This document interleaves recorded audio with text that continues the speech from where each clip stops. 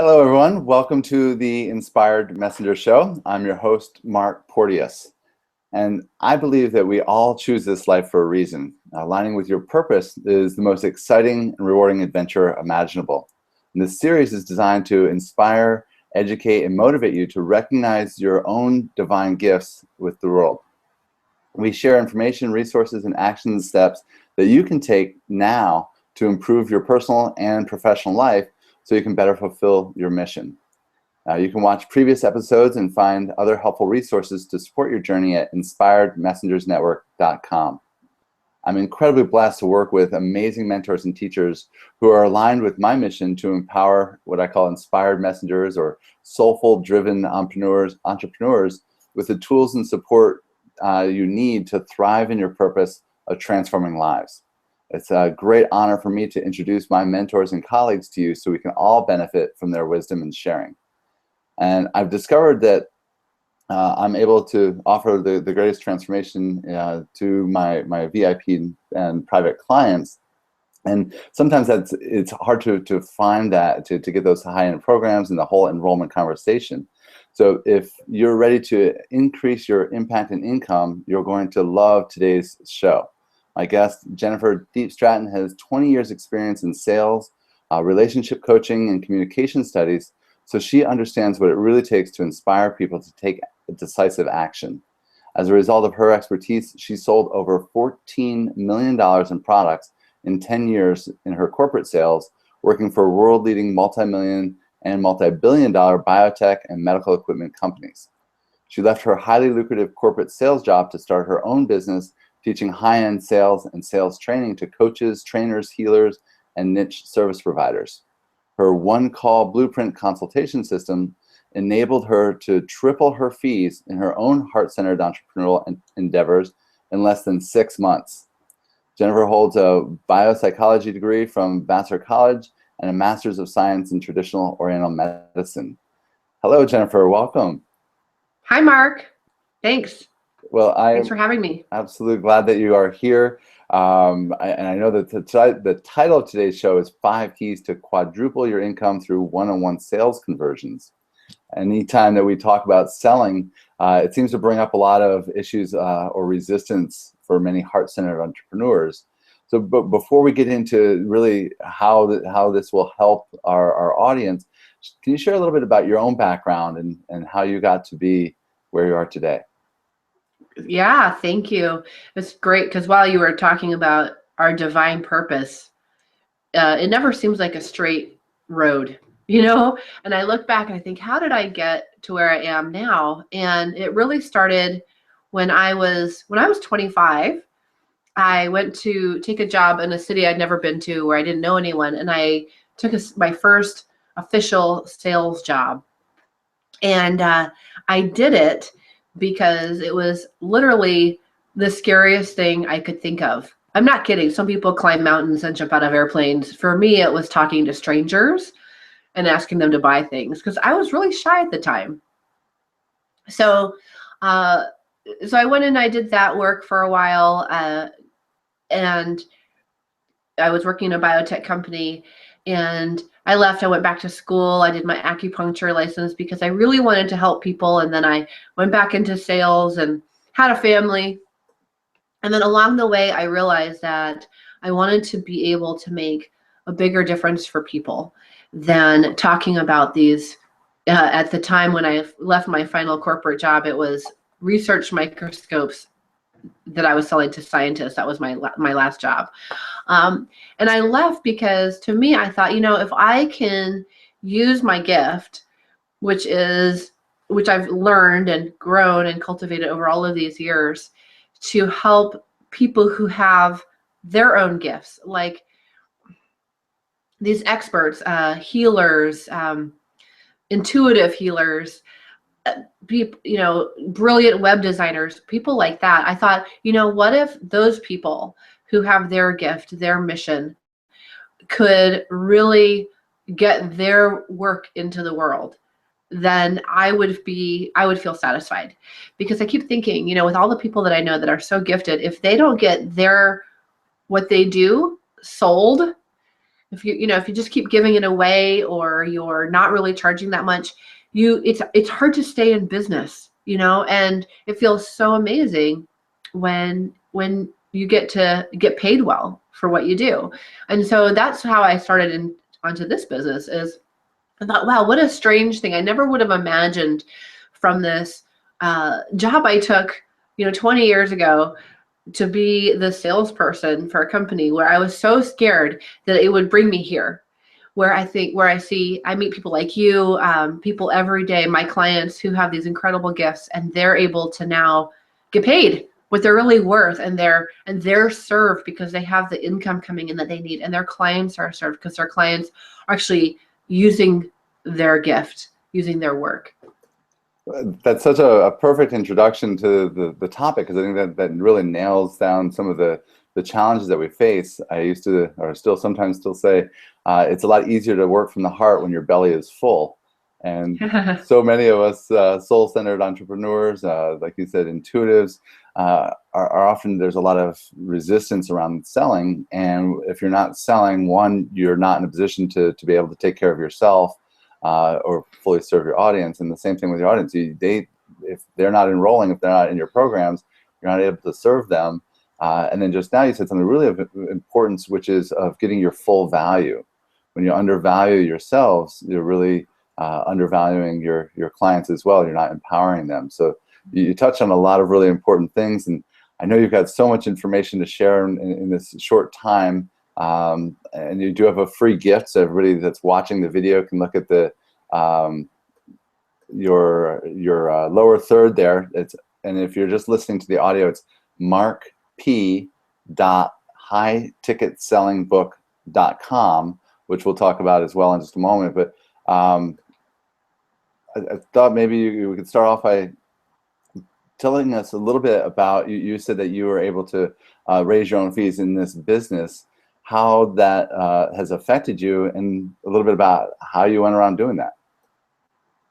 Yeah. So when I first left my job, my husband and I had started a relationship coaching company, and before we started this sales coaching business that we're currently in. And it was funny because the very first thing I sold was 6 sessions for $90 each. And I gave away the 6th one for free. So it was only 5 that I sold. The 6th one was free. And I came home with this check for $450. And even though the month before I had sold a $250,000 microscope, here I am holding a check for $450 doing cartwheels in my living room. It was just like, oh my gosh, somebody bought my thing. And instead of, a lot of people say this to me, it's so much easier to sell somebody else's thing. But when it comes to selling your own thing, it can be challenging. And that was my experience too, is I thought, oh my gosh, this is so amazing. Somebody bought my thing, my coaching. And within the next 6 months, we actually 10 times what we were selling our services for. And what it did is, I will never forget this, Mark, on the day that our prices really started to ratchet up, was I was on the phone with a woman, and she was buying it was so clear what she needed, and what I had to sell at the time was, it was a 7-session course. It was $1,400. This was sort of like in the middle there. And she was getting her credit card out. We were on the phone, and she was getting ready to pay me. And she said, is this all I'm going to need? I mean, 7 sessions doesn't really seem like very much. And that's when it really dawned on me that for the magnitude of the problem that she was having, that I was way undercharging and underserving. Like, it was just like, she's like, Jennifer, this is all I'm going to need. And it just, like a light bulb went off. And I thought, oh my gosh, she would really be better served by probably a longer program, a higher investment level. And it was just so clear that I was underserving in that moment. And that's when my brain really started to work on, okay, how do I really serve this person? At that time, that was the biggest thing I could offer, because that was what I had felt confident with. But when I really looked at what she really needed, it was something so much greater. That's very interesting. And a couple of things. One, you're talking about being able to sell somebody else's much easier than selling your own. And I can validate that as well. Coming from the corporate sales background, that's what I did. And when you transition over, it can be very frustrating, especially at the beginning when you're not being able to sell your own program. So there's that whole piece about standing up for yourself and understanding your own value. But really the key for me when I was in corporate sales, and especially now when we're really wanting to serve our clients at a really high level, to be able to understand their needs and not just create a program based on what you feel confident enough to do, that takes a lot of courage. Yes, absolutely. But in doing so, then it was really you going through the process of identifying her needs and the needs of your clients. I guess that's when you were able to build out your higher end program. Yes, absolutely. Absolutely. And I'll tell you, if there was one thing I could do for everyone watching, it would be take a big Q-tip and like clean out your ears, because all of the doubts that you have about whether or not you can offer something or charge a certain amount, they're all in your head. Stop making decisions for your customers. Stop making those decisions, those assumptions for your customers, and start to really listen for what people want. Because that's what happened for me is I realized, as well, as good as I was listening, as good a job I was doing of listening to this woman, when she said that to me, I realized that I hadn't really heard everything that she needed, because if she had, I would have had a much greater package to offer her, because it was so clear. And that was my wake-up call. Yeah, and that's exactly what I was talking about with listening to the needs of your customer. That yes, we prejudge what we think that they can afford, what they want to invest, and even what we can offer. So I love that idea about cleaning out the ears. In sales, we often say you've got two ears and one mouth, so you need to listen twice as much as you speak. And I think if you really can ask the right questions and find out what their needs are, and really listen to that can help you to create the solution that they really need. Yeah, absolutely. Fantastic. So one of the big things is overwhelm for us individually, and then for our clients. And again, with sales, I think everybody likes to buy, but nobody likes to feel sold. And so that's one of the things that a lot of people have that resistance, is they don't want to feel pushy. How do you help people address that feeling and that piece of that's such a big part of sales? Yeah, so one of the things I like to talk about is how to have 100% of your ideal prospects ask you, how can I work with you? I mean, literally 100% of your ideal prospects, now not non-ideal prospects, but of your ideal prospects, you really want 100% of your ideal prospects to ask you, how can I work with you? And this happens for me, this happens for my clients every single day. And that is like the opposite of pushy, right? Is when somebody's like, oh my gosh, how can I work with you? And that energy in a sales conversation or in a strategy session or discovery call is the kind of energy that you want, obviously, is for them to be coming to you. How can I work with you? Oh my gosh, it sounds so amazing. So one of the things that you can do to not feel pushy is to be crystal clear about what it is that you do for people. You just want to be really clear. And I have a process for that. If we have time, I'll get into it. But crystal clear about what it is that you do for people. And then what you're going to do is you're going to ask questions to see if the person that you're speaking to can benefit from that. It's so simple and yet so complicated, right? So first you get crystal clear about what you can do for people, what the benefit is that they would get from working with you. And then you're going to ask questions to see, and you have to be artful with it, because you can't say, hey, would you be a really good customer of mine if I taught you how to be good at sales? Like you can't be that obvious, because it doesn't really work. The person's like, what are you talking about? So you can but you can design questions that are that have the purpose of, it's kind of like you being a detective or a doctor or a interviewer. And that's actually where I'm coming from when I do my strategy sessions, is I am literally interviewing the person I'm speaking with to see, hey, is this somebody that would be benefited from what I do? And I want to ask some really good questions, some really deep questions. I want to know the details, because when I can hear that they would be benefited what I do, then they feel really excited, because nobody's ever asked them questions like this quite before, you see. And that starts to generate that interest. My questions generate interest with them, so I don't have to push. So, oh, go ahead. So then I was gonna say, and so what ends up happening is then they say, oh my gosh, when I'm done asking my questions, they say, oh my gosh, so what have you got for me? Like, how can I work with you? Because in the prospect's mind, the only person that could ask questions like that is somebody who could help them. You see that? Yeah, so that I think that leads into the question that came up for me then is when you're setting up these enrollment conversations, or you're inviting somebody to this conversation, are you doing it as a free strategy session where they're expecting a coaching out of it, or are you doing it as a discovery session saying, let's see if we can work together? Yeah, no free coaching.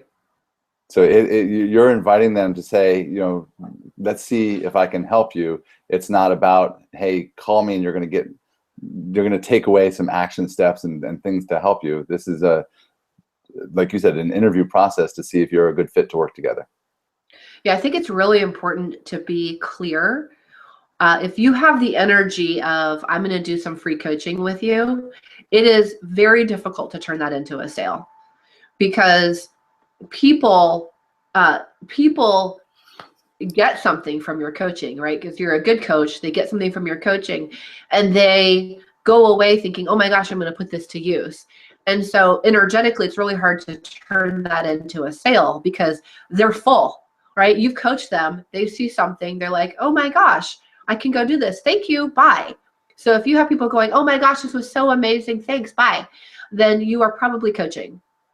And not that there's anything wrong with free coaching, but don't expect that conversation to turn into a sale. It's really, really, I think some people can do it, but it takes some art to be able to turn that corner.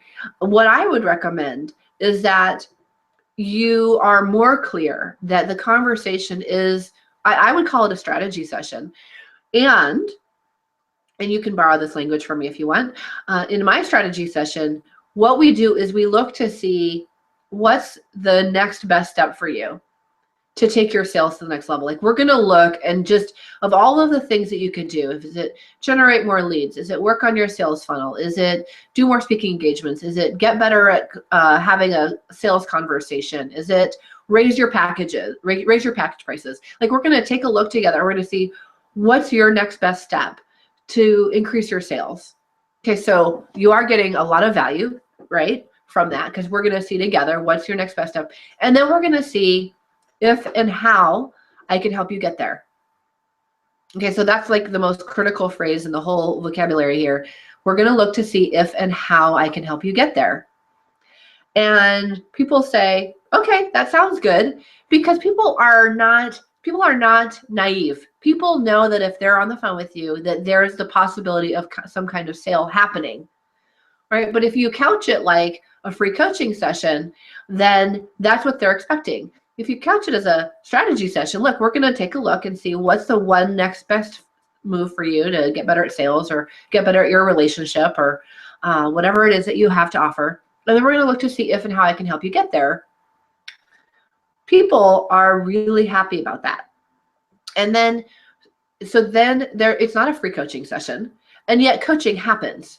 You hear that? Because I'm looking to see what's the next best step for you. So I'm asking you a lot of questions. We're going to say, okay, well, it looks like your next best step is to go and figure out what you actually sell. You know, maybe that's something I can help you with. Maybe it isn't. Maybe it's, you know, you just need to go out and meet more people. I can help you with that. Maybe I can't. Right? So when you stand in that energy of, I'm going to help you figure out what the next best move is for you, and then if and how I can help you get there, suddenly when people get that aha moment of, wow, my next best move is really whatever it is, can you help me get there? Then there's a possibility of a sale. And I really like that, because again, I think that's really what everybody's looking for really in the coaching, is to know what to do. You know, what is that next step? And if you can help them understand what that is, I don't think they're expecting you to give them a blueprint of everything that they need to do in order to accomplish that. So yeah, that makes it, just like you said at the beginning, helps them to be very, very clear on what to expect, which also gives the extra advantage of you're almost pre-qualifying everyone. When you start giving away coaching sessions, you're attracting people that just want something for free, and Yes. setting that kind of that precedent. Yes, I don't recommend that. Beautiful. I appreciate Yeah. that. That'll help me, and I know my clients, and hopefully everybody here watching. So when you talk about this interview process, and I would love to go through that process with you a little bit. Does that, when you go through that, does that cover on how to draw out what their pain points are? Yeah, absolutely. Absolutely. So one of the things that I like to talk about is um, how to really raise your fees, and without giving away more stuff or more time. And to do that, you need to know what I call is, what are your quantum benefits? So every person or program or service that you offer has 4 or 5 quantum benefits, and they're quantum because those are the things that allow you to raise your fees. So, and then I'm going to get to the next piece about the questions to draw them out. Okay, so the first part is know your quantum benefits. So your quantum benefit is something that is unique, it's highly specific, and it's highly attractive to your ideal client. Okay, so when you know what your quantum benefits are, you could sit in your office or in your room and say, okay, what is one thing that's really, really special about what I do for people? What's just one thing that when they get done working with me, that they get, what's the result? And when you know what that thing is, and then you know what the next one is, and then know what the next one is, every person has 4 or 5 of these things. Okay. Now, what the quantum benefit does is it allows you to create distinct ideas about what is so valuable about what you do. Okay, so I'm going to use toys as an analogy. I have 3 boys, so imagine I've got a living room full of toys. Okay, just a big pile of toys, which is not probably hard to imagine with my 3 boys. And I take those toys and I put them on the driveway, and I'm going to have a garage sale. And when I go to look at my pile of toys, and I think, okay, well, how much are these toys worth? These toys are probably worth, I don't know, this big pile, probably, I don't know, $200.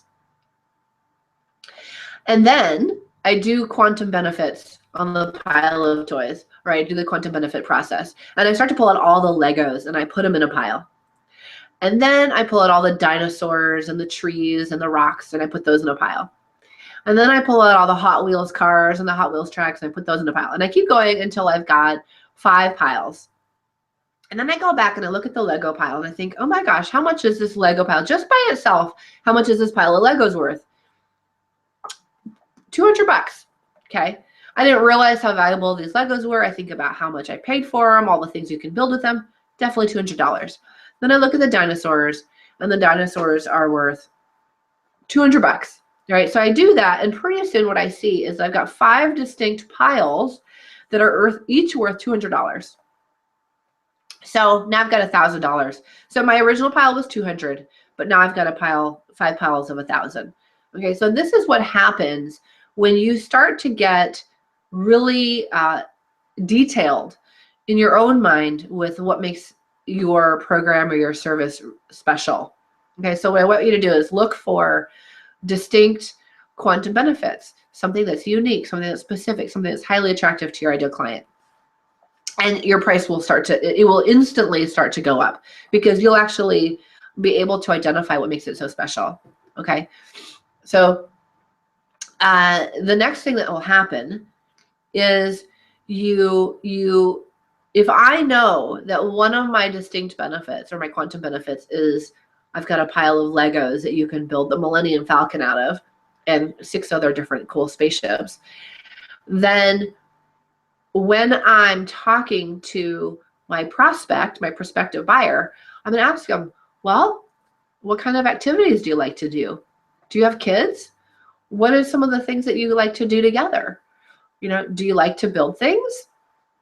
Why do you like to build things? What's your favorite thing about building? Right. So I'm just asking questions, but I know that what I have to offer is my Legos. And if they say no, if they answer negatively to all those questions, then obviously they're not a good buyer for my Legos, right? Well, they don't like to build things. They don't have any kids. They're not interested. Then I'm not going to make an offer because obviously it's not going to interest them. By the way, this is what makes people feel pushy or feel sold to. Because imagine if I said this to you, Mark, hey Mark, do you like to build things? And if you said no, and I said, okay, well, do you have kids that like to build things? No. Do you think that Star Wars is cool? And you said no. And then if I said to you, hey, why don't you buy my Legos? You can build a Millennium Falcon. It's only $200. You'd be like, why? Right? That's the pushy part. Okay. Yep. I think people can really relate to that. That's trying to fit your service into all people. That's definitely it. Yeah, you have to be prepared not to make an offer. Just get prepared not to make an offer, and you will do so well in sales. Now, if I asked you all those questions and I was drawing you out, right? Well, tell me, why do you like to build stuff?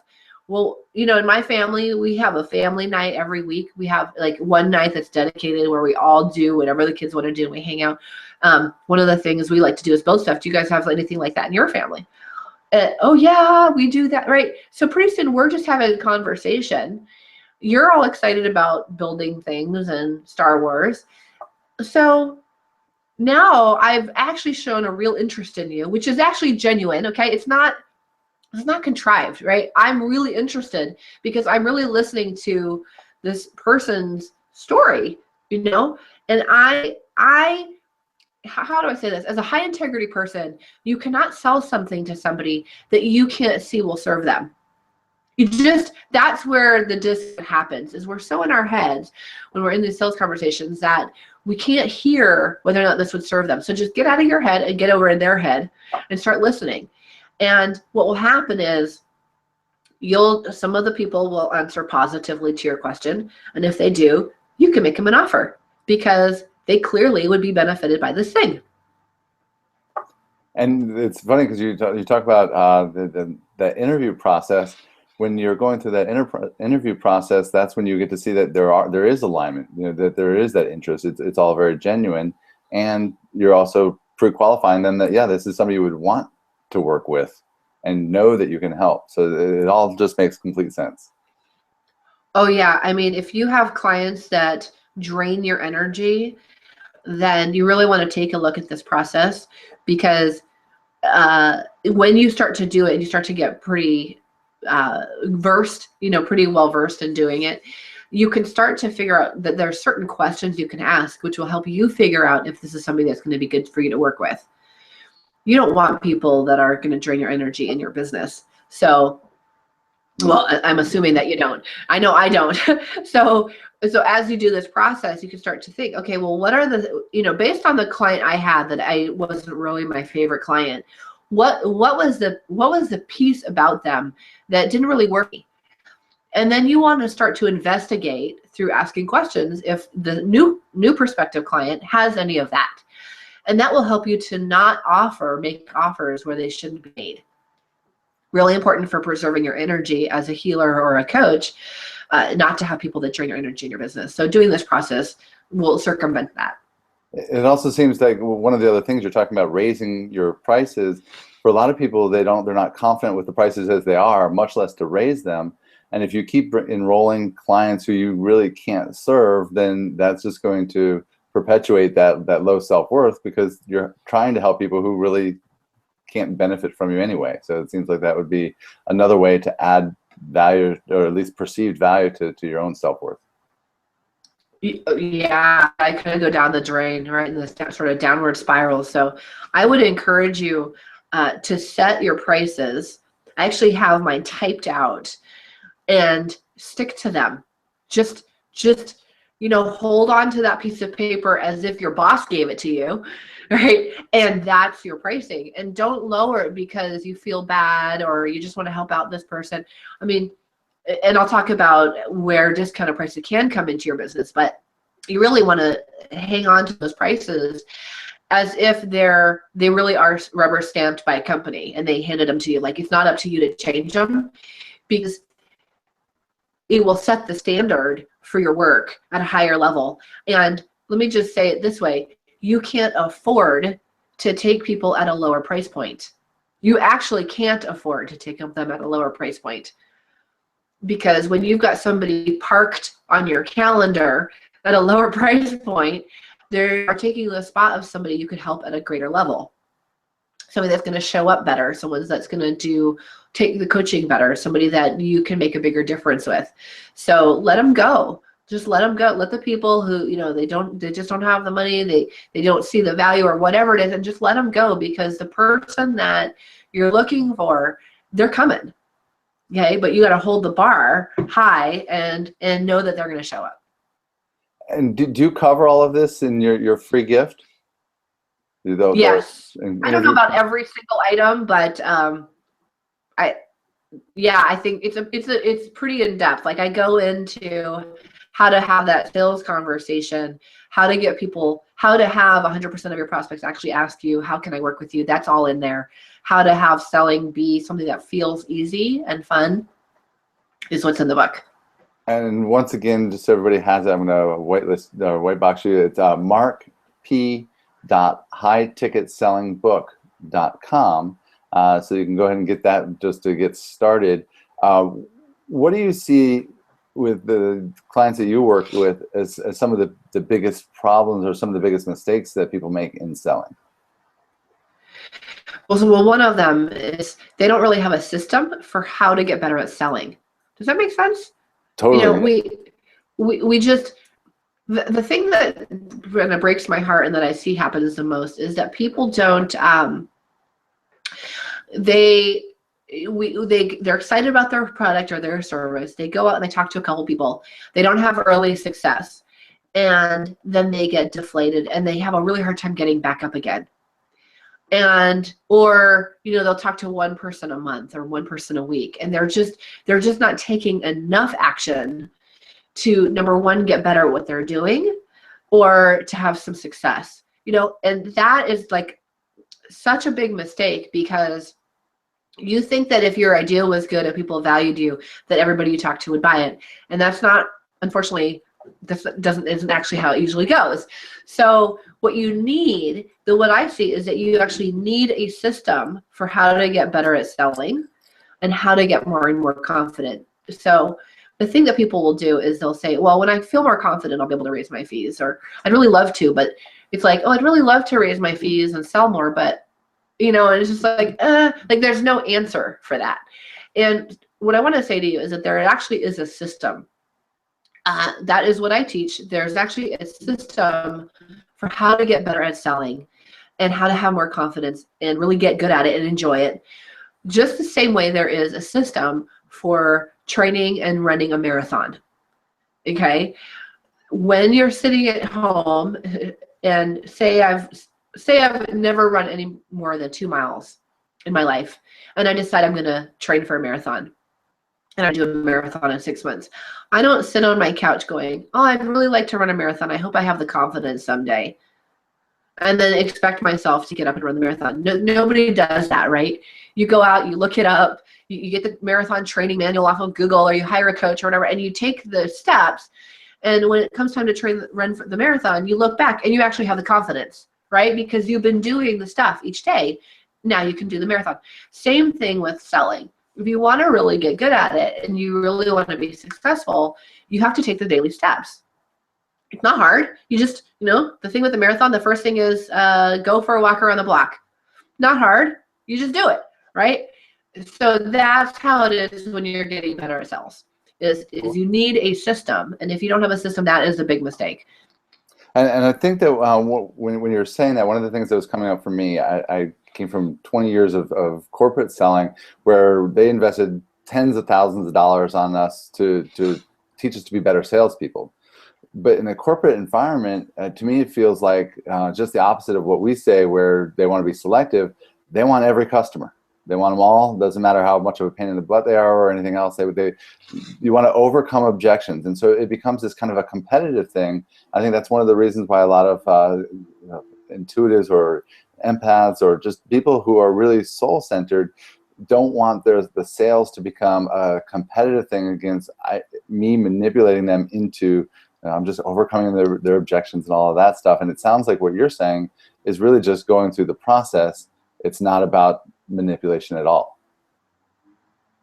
No, and it is, especially when you're coaching somebody, you do not want a client that you've manipulated into buying. It is not good. I mean, that's where your refund requests and your disgruntled people come from. It's not wise. And I get what you're saying about the competitive nature too. Is just the word overcoming objections has the connotation that I've got to get past your ability to buy something, like I'm doing something to you. I have to get you to do something. And that's not what we're talking about here in this conversation. What we're talking about is you and I are going to partner. And by the way, really good salespeople in corporate do this also, is I'm going to partner with you. We're going to sit on the same side of the table together and look to see how we can solve your problem together. And when your prospect feels you on the same side of the table with them, then now you've got a customer for life. And that's a really important thing too, that when you're investing this much of yourself into someone, you're really looking at a long-term relationship. You don't want someone because otherwise you're constantly having to fill it. Here you're talking about creating a long-term relationship with your clients. Yes, exactly. So the first mistake you said was no system. Okay. Yeah. Yep. And then you said not taking enough action. Is that part of the system, or is that a whole separate thing that people are doing, is not taking enough action? Well, it's in the system that I teach. Part of it is bite-sized action, but in general, people don't have a way to kind of get over the fact that they haven't felt right, and so they don't take enough action. So whatever your system is, like maybe you've got a way of letting go of somebody said no to you. Okay, you've got to have some kind of way of letting go of that quickly so you can get back in action. Yeah, it's so funny because, again, I think people, when they think about sales conversions, they're still looking at the persuasion part of it. And you're talking about that there's a whole bunch more to the system. One is just how do you generate the leads in the first place? And then even things like mindset issue, once you get through with a call that may not be ideal for you or whatever else, how to keep moving from that. I think people can really relate to that. Yeah, exactly. Are there other big mistakes that you see that people are making that you might be able to address quickly here? Or yeah, well, one thing I earlier I promised people I would talk about discounted pricing. So I'll mention that for like 20 seconds because I promised, so I don't want to break my promise. What I was going to say about that is if you set your prices on this piece of paper that I mentioned, you might have 2 sliding scale spots in your practice. Like maybe they're half price or quarter price.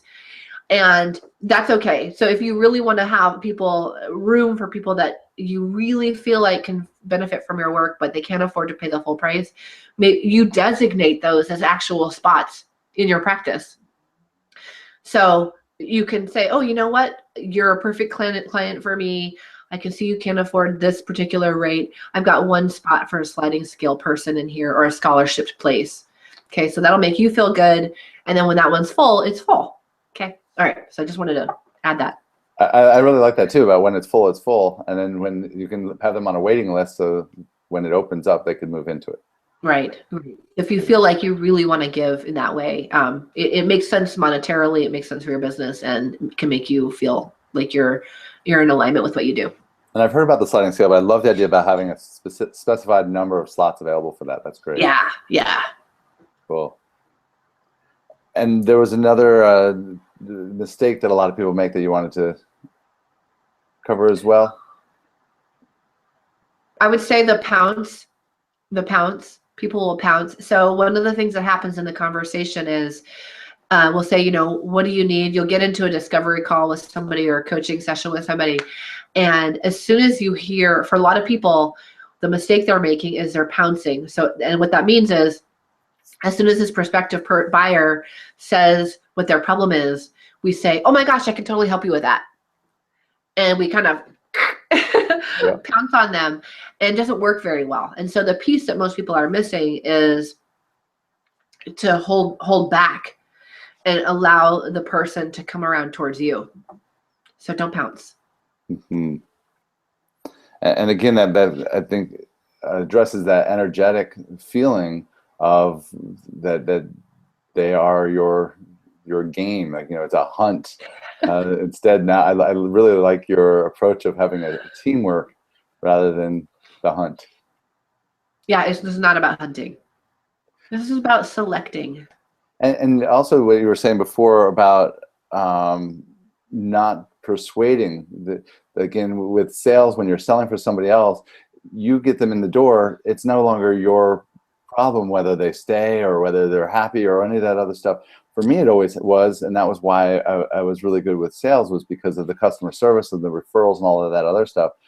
But when you're in a private practice yourself, I think it's even more important not to be attracting those clients where it is going to be asking for refunds. It's going to be you're going to then have to keep proving to somebody that you were what they needed, just because you proved it, you know, just because you convinced them of that. So I really think that approach will help us heart-centered people who are concerned about selling. If you're really just focused on the ones who you know you can serve, what I call need-based selling, you're setting yourself up to increase your value. Absolutely, Mark. Fantastic. So again, you've got your gift out there. There's a lot of information in there.